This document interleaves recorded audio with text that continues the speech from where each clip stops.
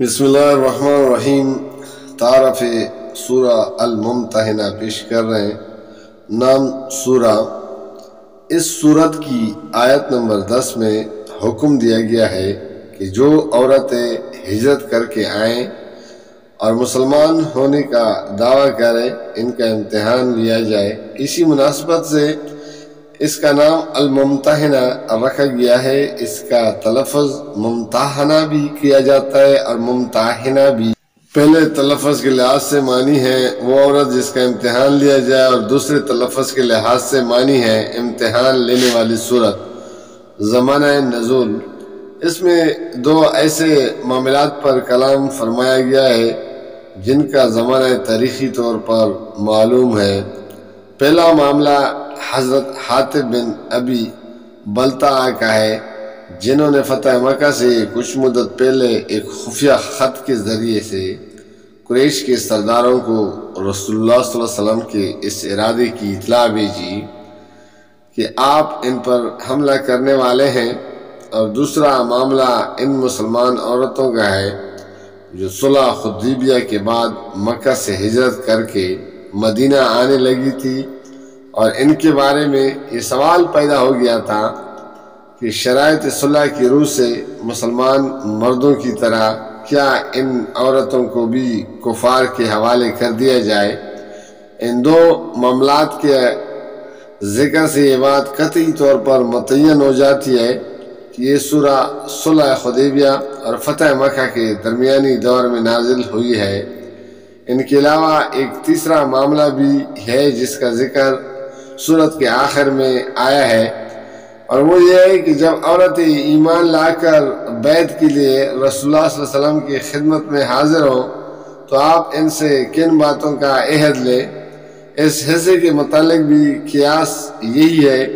کہ یہ بھی فتح مکہ سے کچھ پہلے نازل ہوا ہے، کیونکہ فتح مکہ کے بعد قریش کے مردوں کی طرح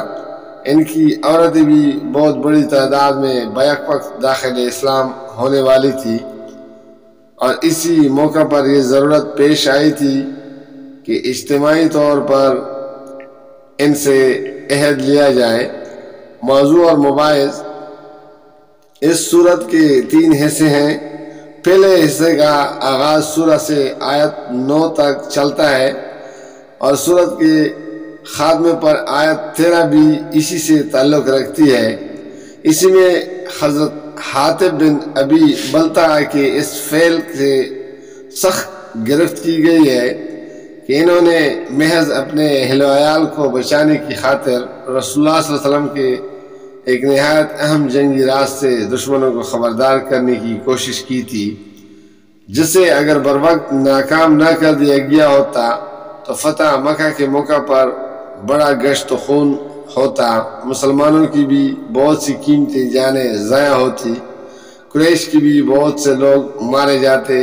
جو بعد میں اسلام کی عظیم خدمات انجام دینے والے تھے، اور تمام فوائد بھی ضائع ہو جاتے جو مکہ کو پرامن طریقے سے فتح کرنے کی صورت میں حاصل ہو سکتے تھے، اور اتنے عظیم نقصانات صرف اس وجہ سے ہوتے کہ مسلمانوں میں سے ایک شخص اپنے بال بچوں کو جنگ کے خطرات سے محفوظ رکھنا چاہتا تھا۔ اس شدید غلطی پر تنبیہ فرماتے ہوئے اللہ تعالیٰ نے تمام اہل ایمان کو یہ تعلیم دی ہے کہ کسی مومن کو کسی حال میں اور کسی غرض کے لیے بھی اسلام کے دشمن کافروں کے ساتھ محبت اور دوستی کا تعلق نہ رکھنا چاہیے،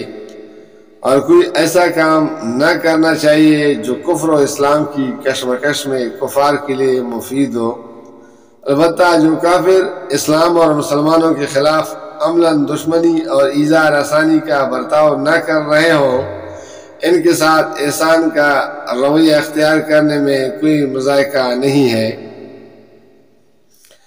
دوسرا حصہ آیت نمبر 10 سے 11 پر مشتمل ہے۔ اس میں ایک اہم معاشرتی مسئلے کا فیصلہ کیا گیا ہے جو اس وقت بڑی پیچیدگی پیدا کر رہا تھا۔ مکہ میں بہت سی مسلمان عورتیں ایسی تھیں جن کے شوہر کافر تھے، اور وہ کسی نہ کسی طرح ہجرت کر کے مدینہ پہنچ جاتی تھی۔ اسی طرح مدینہ میں بہت سے مسلمان مرد ایسے تھے جن کی بیویاں کافر تھی اور وہ مکہ ہی میں رہ گئی تھی، ان کے بارے میں یہ سوال پیدا ہوتا تھا کہ ان کے درمیان رشتہ ازدواج باقی ہے یا نہیں۔